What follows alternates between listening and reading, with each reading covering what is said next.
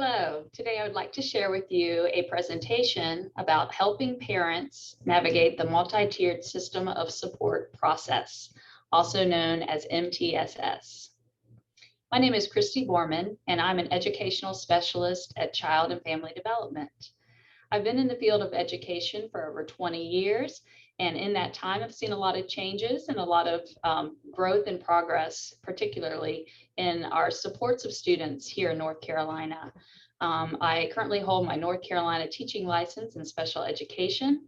From 2010 to 2020, I held the position of the Exceptional Children's Program Coordinator at a charter school here in North Carolina, and have had a lot of experience with the development of our MTSS framework at the school level. In addition to that, I do specialize in reading instruction using the Orton-Gillingham methodology. So we'll go ahead and go into the presentation for today. I wanted to start with some old relics. In 1977, North Carolina developed a 15-point discrepancy model. That was the method used to determine if a student qualifies for special education services under the category of specific learning disabilities. Basically, what the 15-point discrepancy model entailed was that a student would have a cognitive test performed, an IQ test, and then also achievement testing would be provided to the student as well. And if the student was performing 15 standard, like a standard deviation or 15 points below their cognitive standard scores, then that was seen as an unexpected performance and an indication of a learning disability. Now that several decades have passed, we see that that is not an appropriate way to determine if a student does qualify for special education services. So here in North Carolina, they have established the MTSS framework and have been working for several years to unroll this for all students across North Carolina. And so when you hear the term MTSS, that's really a reference to how we're supporting students who may not be quite at grade level at this time, as well as supporting all students in the areas of academics and behavior and social emotional. For the purpose of today's discussion, we are going to focus on the academic portion of MTSS. And really just the graphics come from, it's just funny to see how things were back in the day and how things have changed and evolved. So if you are not familiar with these pictures, then feel free to reach out to me and we can have a discussion about the 70s. It was groovy. All right, so what has changed? So the previous regulations in North Carolina did use the discrepancy between your intellectual ability and your academic achievement. So calculating a difference of 15 points. Now, since July 2020, schools need to use students' responsiveness to instruction and scientific research-based interventions through this multi-tiered system of support, MTSS. And that is one component of a whole comprehensive evaluation. So let's go ahead and dive into what is MTSS. So MTSS is a framework and it is promotes school improvement through engaging research-based academic and behavioral practices. So the North Carolina MTSS employs a systems approach using data-driven problem solving to maximize growth for all. So all students are involved in this system of support, whether you're having difficulty with your academic performance or you're a high-achieving student. Staff is all involved in the MTSS process. They are supported around the instruction and the curriculum and the environment to ensure that the practices are being used effectively. That's very important if we want an effective system that everyone understands in the school building what the system is and how we are implementing MTSS. And certainly families are an important and integral part of this process as well, and their involvement in their child's progress is very important to the success of the program. So this is a graphic taken from North Carolina Public Schools. It shows what the multi-tiered system of support looks like. There are 3 tiers, the instructional model. You have your core support, and that's for all students. All students participate in the core instruction given to everyone. And then we have a smaller amount that may need supplemental support in the areas of academics, behavior, social emotional learning, or attendance. Typically, we would like, in an ideal setting, you would like to have about 80% of the students falling into the core support, with only 15% needing the supplemental support, and then the most intensive support to about 5% of the student population. This just gives you an example. This certainly is not a plan that is necessarily something that you may see at your school, but this is an example of what a tiered system may look like as far as for reading support. If you look at the bottom of this slide, tier 1 shows that we have instruction in core reading. Typically, this has the 5 key components to reading instruction, and it's typically 90 minutes per day that this instruction is provided to students. They are grouped into various groups with varying ability levels. And students receive assessments 3 times per year, in addition to their classroom assessments. For other students that need a more supplemental approach, the tier 2 instruction comes into play. That is in addition to their 90-minute block. These students would have an additional, say, 30 minutes daily of skill-based intervention. It's targeted to their needs.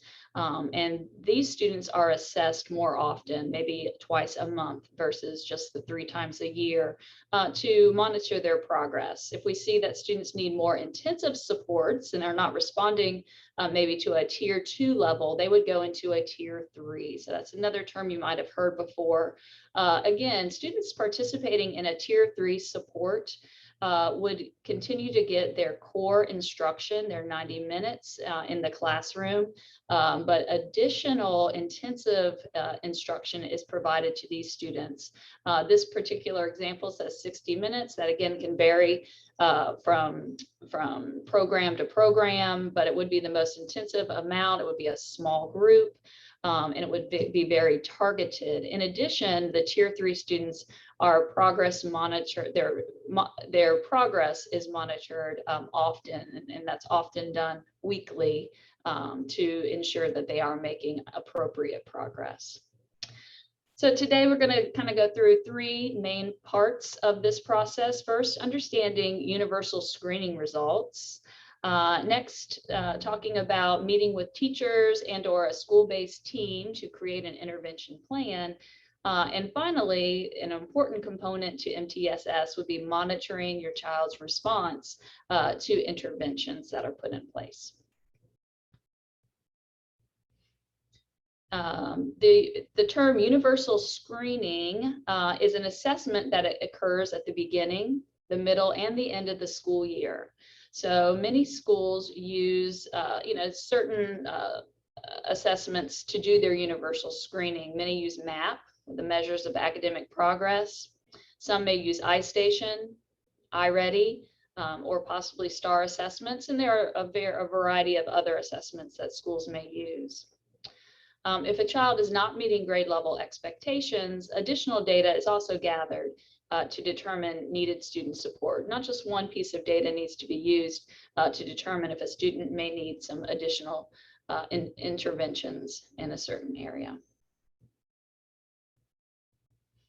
This is just an example of a universal screening report that parents may see. This is similar to what you would see if your child took a MAP assessment. I think the important thing to note here is you really want to look at progress over time.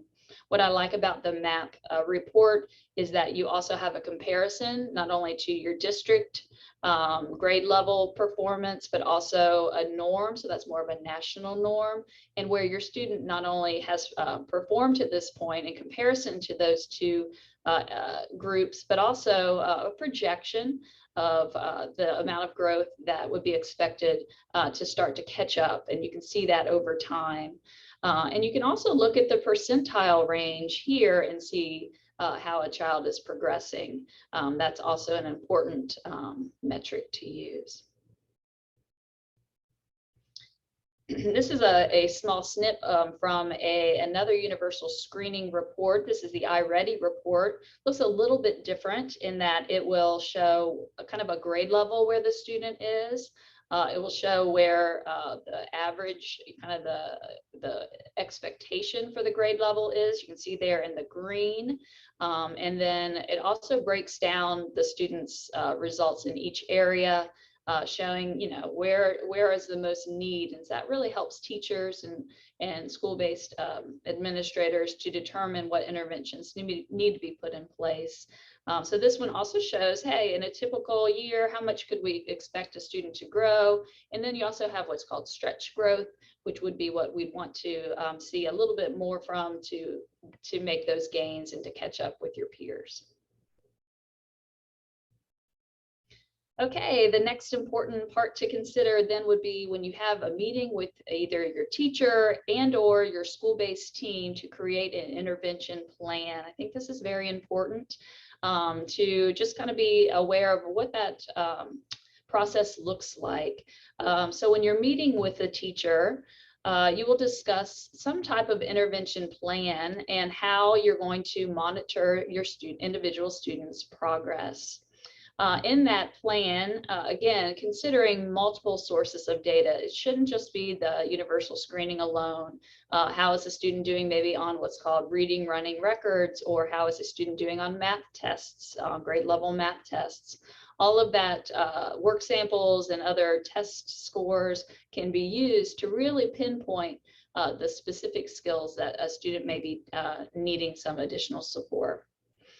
Important here, I've put in red, is that it's wonderful to have a plan in place and for a student to participate in this MTSS program or framework. However, we certainly want to make sure that we are making a plan of how we're going to determine if it's working, is the support working, is the child progressing at an adequate rate, and then how are we going to know, how are we going to report that out? So I think it's important to write down, what is the frequency, how often and how long, the duration will the intervention last? Will it be every day for 30 minutes? Will it be 3 times a week for 20 minutes?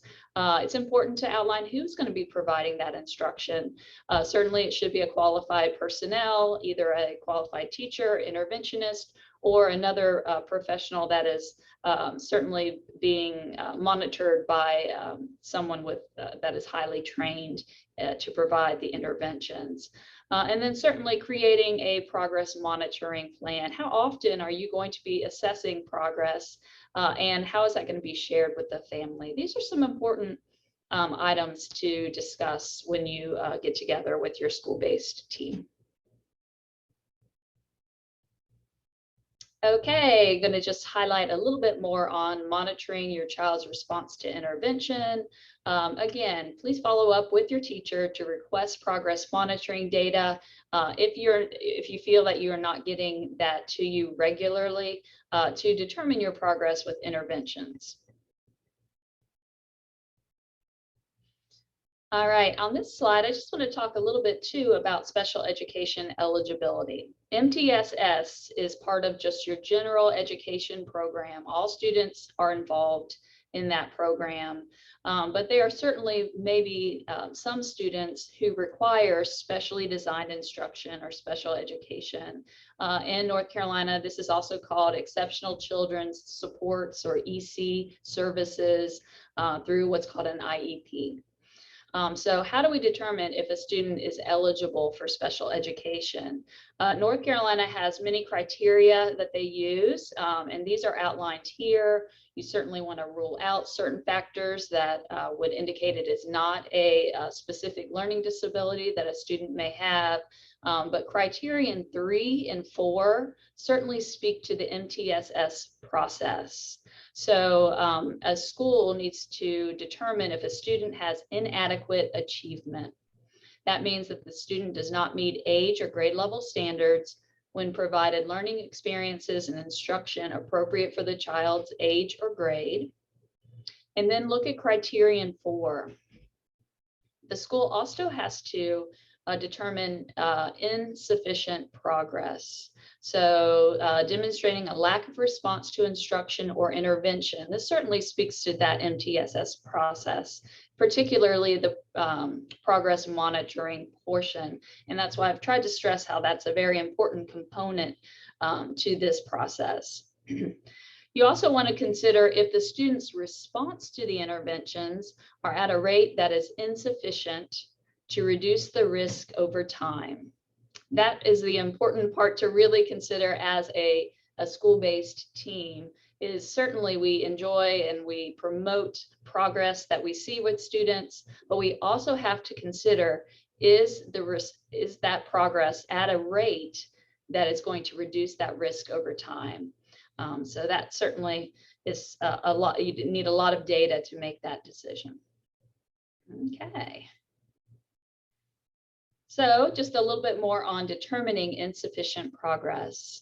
This criterion means that the student is unable to meet age or grade level standards in a reasonable period of time, even after the student has been provided high quality core instruction and evidence-based interventions delivered with fidelity in the academic areas of concern. Okay, let me stop for a second. That was a lot of information in one sentence.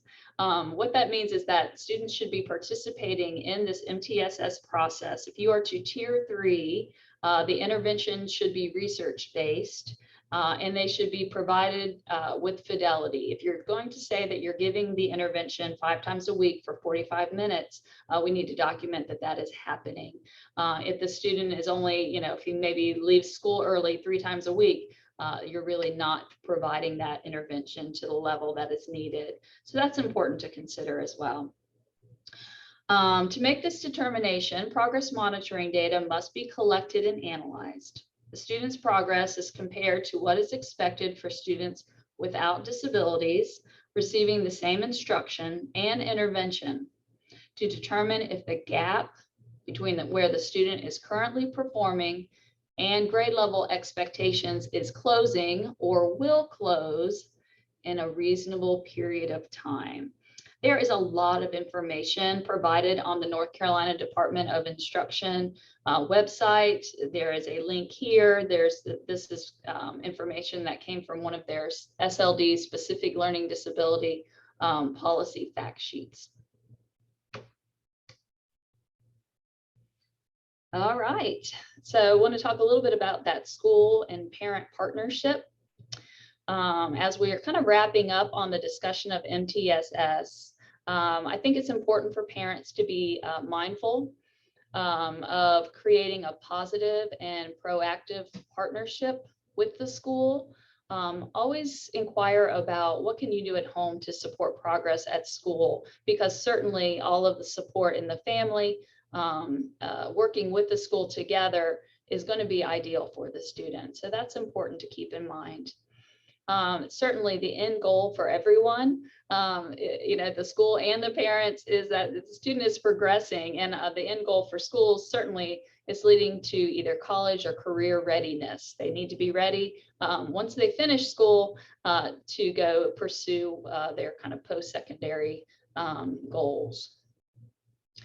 And especially at this time, the last year and a half or so, provide grace and gratitude for the teachers and administrators due to the unforeseen disruptions caused by COVID-19. Certainly, this is going to impact our MTSS processes.